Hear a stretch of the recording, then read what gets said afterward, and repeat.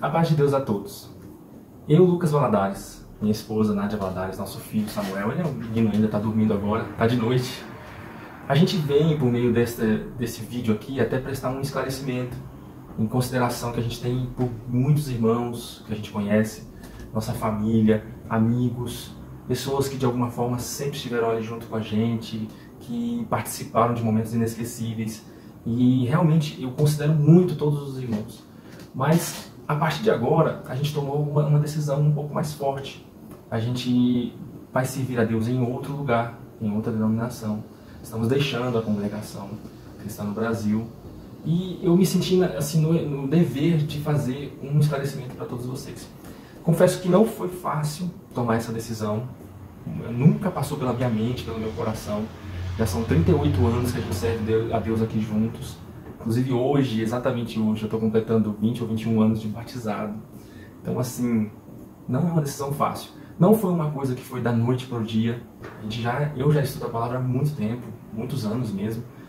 Mas nos últimos 2, 3 anos aí, a gente teve um despertar assim, em realmente examinar a palavra, em realmente buscar cada vez mais intimidade com o nosso Deus. Nos últimos 2 anos, a gente vem aí tentando lutar por aquilo que a gente acredita, pelas nossas crenças, um renovo aqui dentro.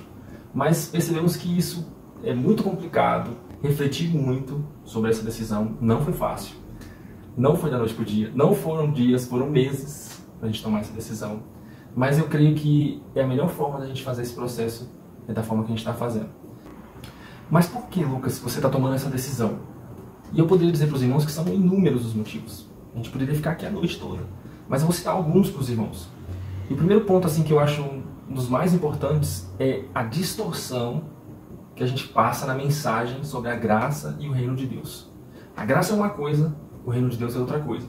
Só que por falta da gente ter um estudo, da gente procurar entender a palavra, falta de estímulo. Falta de estímulo, na verdade, realmente. quem estuda a palavra é mal visto, né? Porque nos apegamos muito a um verso isolado, né? Que a letra mata e o espírito vivifica, sendo que a Bíblia foi deixada na própria palavra para escrita para nós examinarmos as escrituras. Exatamente. Que o meu povo é destruído por falta de conhecimento. E a gente vê isso cada dia mais forte, mais intensificado na vida de muitos irmãos que levam uma vida de fato destruída por não compreender a palavra. Exatamente. Então esse ponto é o básico que a gente vê.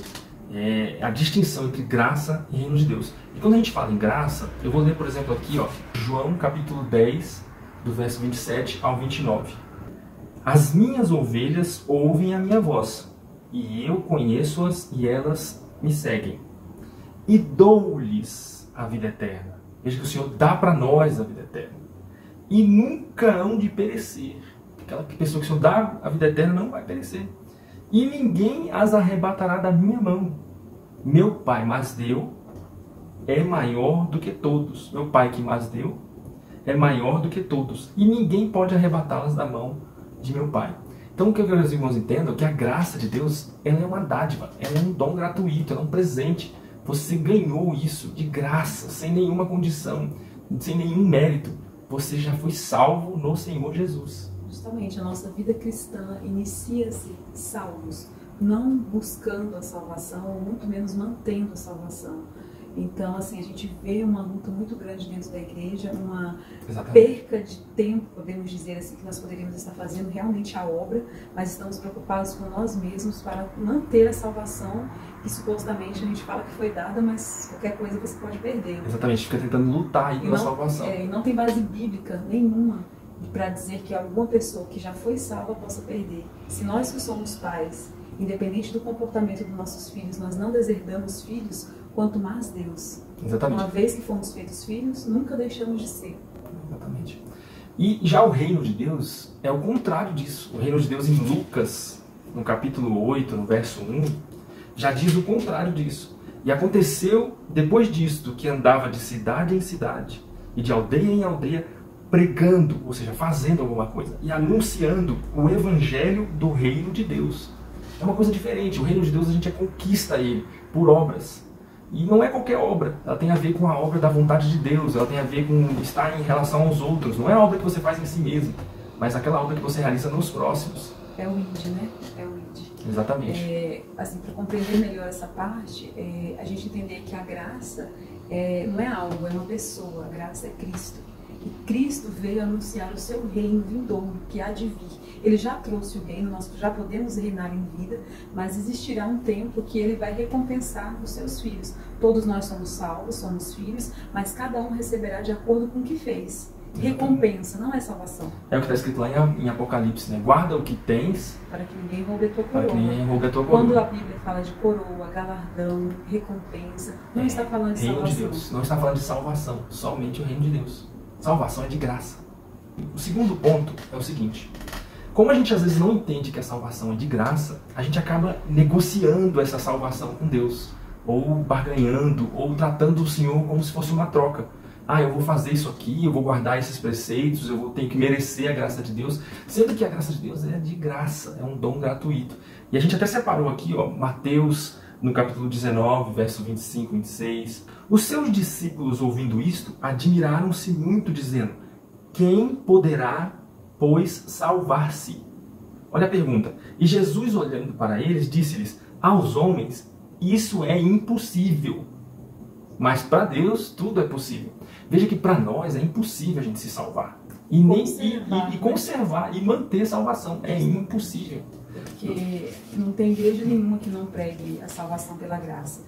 A questão é da mistura, justamente. Você é salvo pela graça como se fosse ali no batismo, mas a partir dali é com você que mantém. Se por um acaso você pecar, você tem que se arrepender e ficar buscando o perdão para ver se Deus vai te perdoar. Como se nós quiséssemos que Deus sacrificasse outro Cristo. Várias vezes, né? Como se ele não fosse suficiente. Então, assim, se eu por um acaso pecar, eu me arrependo, eu confesso, mas o meu perdão eu só agradeço, porque ele já me deu. O Senhor Jesus, só uma vez ele morre e já deu perdão para todo mundo, presente, passado e futuro. Outro ponto, por exemplo, é em Efésios, no capítulo 2, do verso 8 ao verso 10. Vamos ler aqui. Porque pela graça sois salvos. Por meio do quê? Das obras? Não, da fé. Você só precisa crer. Isto não vem de vós, não vem da gente. É dom de Deus, ou seja, é um presente de Deus, é uma dádiva de Deus. Não vem das obras, em nenhum momento, para que ninguém se glorie. Você não vai se salvar porque está fazendo ou porque deixa de fazer. É um dom gratuito. Ou seja, não é que a gente precisa fazer obra para então ser salvo. Não, é o contrário. Primeiro a gente é salvo, é tido como filho.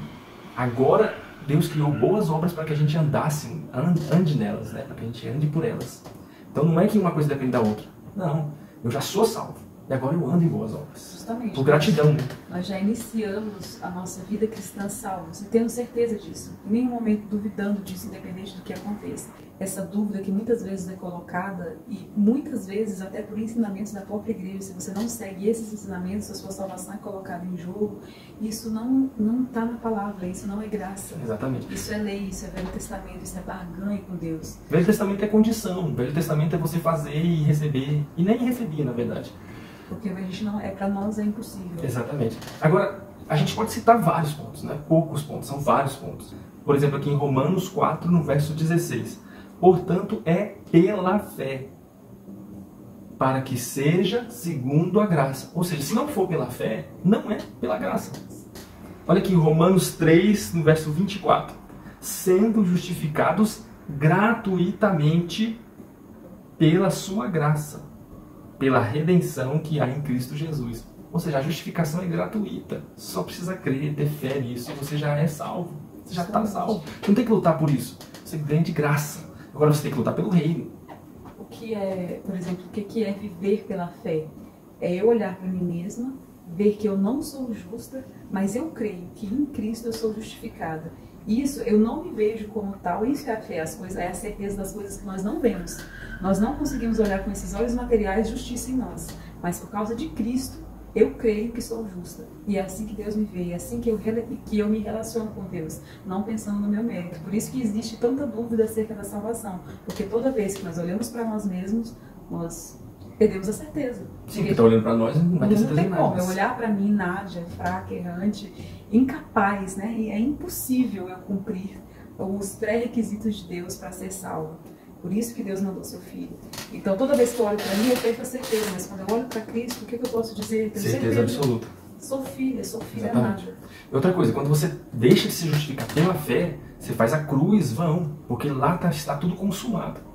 Não, nada pode nos separar do amor de Cristo, nada, nem a profundidade, nem a altura, nem os anjos, nada. Justamente, até esse costume, eu posso dizer até um costume de falarem para as pessoas, buscarem o perdão e ver se Deus vai a perdoar, isso é um ensino muito equivocado, né? Porque Cristo já foi morto. Ele já perdoou os pecados. Você já é perdoado, independente se foi antes ou depois do batismo, você já é perdoado.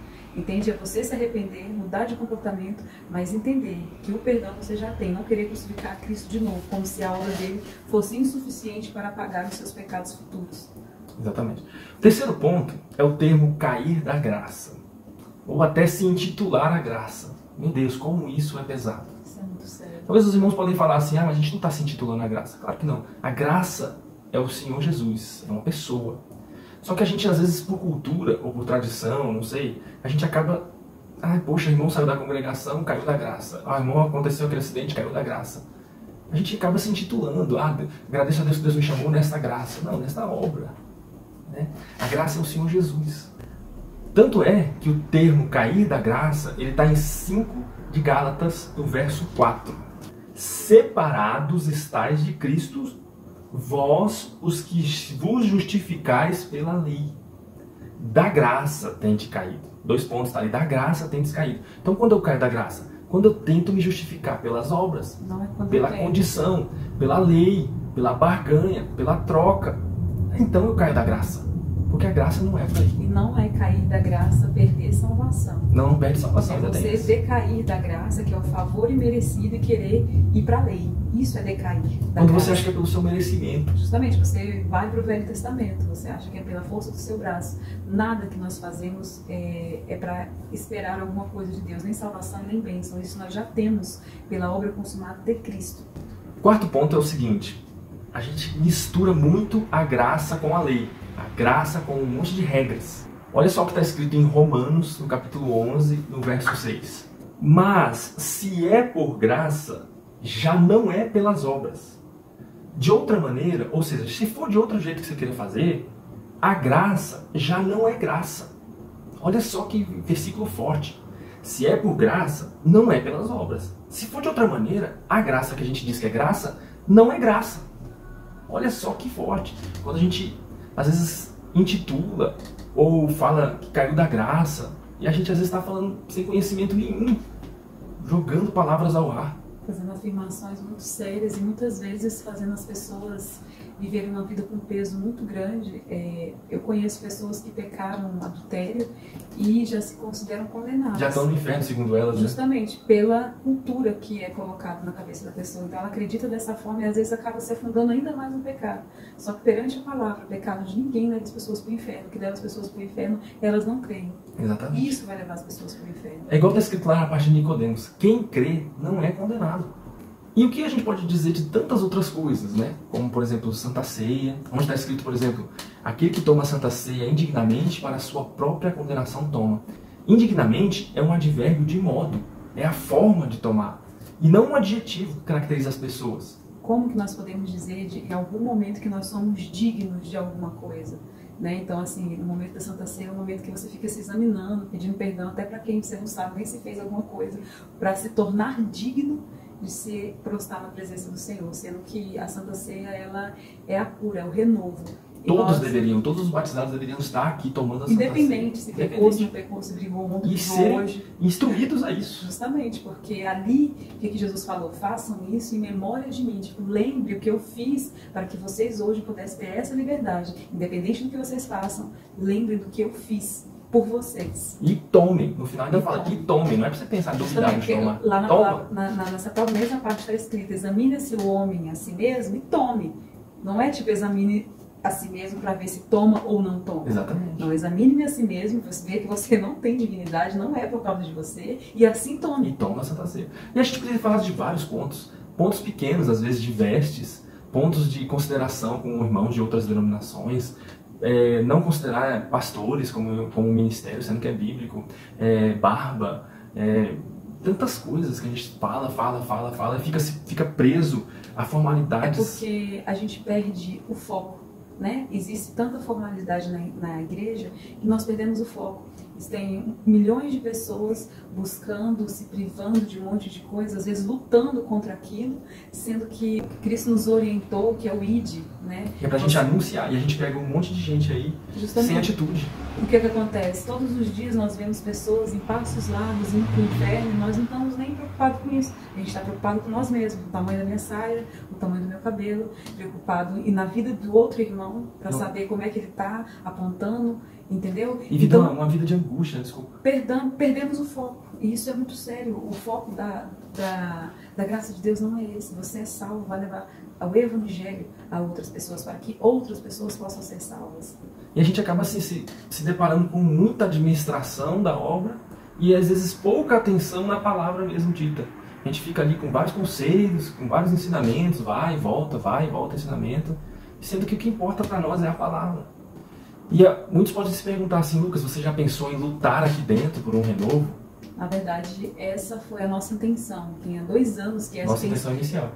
Tem há 2 anos que essa tem sido a nossa intenção, de amigos mais próximos, de alguma forma, tentar falar da palavra de Deus. Eu uso minhas redes sociais para falar e já tem ajudado muitas pessoas nesse quesito, pessoas que às vezes se sentem fora por causa dos seus pecados, né?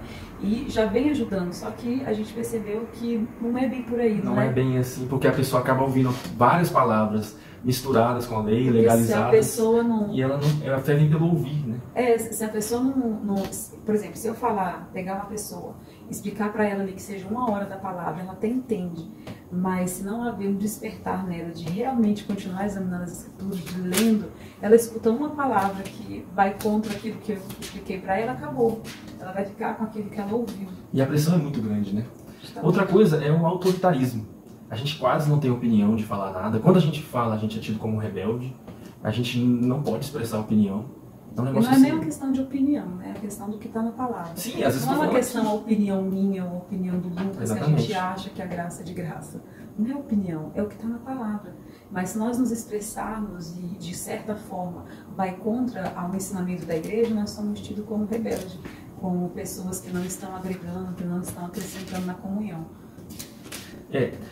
Outro ponto é na primeira epístola de João, no capítulo 3, no verso 16. Olha só isso aqui. Conhecemos a caridade nisto, conhecemos o amor nisto, que ele deu a sua vida por nós e nós devemos dar a vida pelos irmãos. Então assim, às vezes essa decisão que a gente está tomando, a gente está jogando muita coisa aí. Eu tenho um ministério, eu tenho amizades muito grandes, eu vou continuar sendo a mesma pessoa, nós vamos continuar sendo as mesmas pessoas, saudando as pessoas normalmente, não vamos mudar a forma de ser. E a gente entende que essa decisão, às vezes, vai tirar de nós algumas coisas, mas muita gente vai acabar acordando, poxa, vamos entender melhor a palavra, o que a palavra diz. Então a gente entende dessa forma.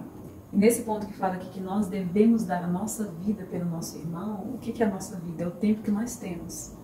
Né? E esse é o foco da palavra, esse é o que Cristo fez por nós e é o que nós devemos fazer pelo outro.